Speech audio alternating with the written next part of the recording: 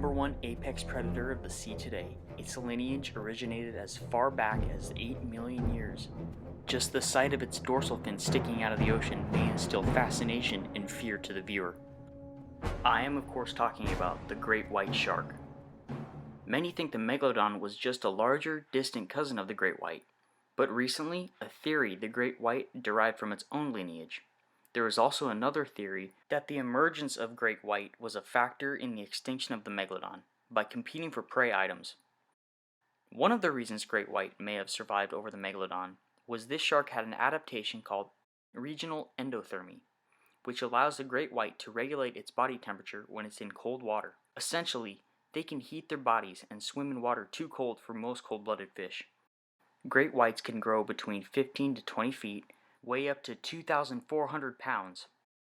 They feed on larger prey items like seal and tuna, and really anything they can get their razor-sharp teeth on. They will even go as far as leaping out of the water to get a meal.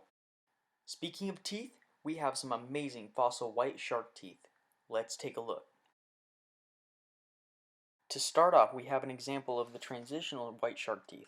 These three different species in shark teeth show kind of a timeline of how great white evolved.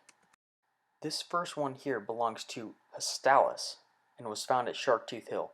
Notice how it has no serrations. The middle tooth is getting even closer to the great white we know. This great white ancestor, the Hubbleeye, is just starting to show serrations. And finally we get to the fully serrated great white shark tooth. Using these three shark teeth, we not only see the evolution to the great white, but we also see the evolution of serrations. Here we have a really good example of the upper and lower tooth of a great white. The lower tooth is a bit more narrow, while the upper tooth is still pretty pointy and sharp, but it's a little bit flattened out. These two 2-inch teeth are from Chile. Remember what I said about lower teeth being very pointy? Well, this is a really good example of a lower tooth.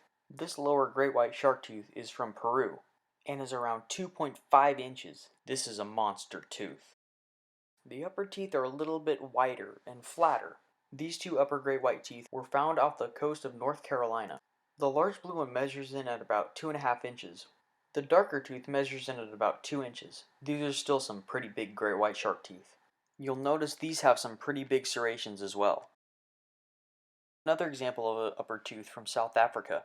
This is about 1.5 million years old. Great whites, like most sharks, never stop growing their teeth. If a tooth falls out, there's always one waiting right behind it. Here we have some California great white shark teeth. The small one on the left is from the San Juan Capistrano area, and the one on the right is from the San Diego area. Can you guess which tooth is an upper and which is a lower? Our last great white shark tooth is this very wide one. This one is probably my favorite because of the size, shape, and on the underside there's some really cool colors.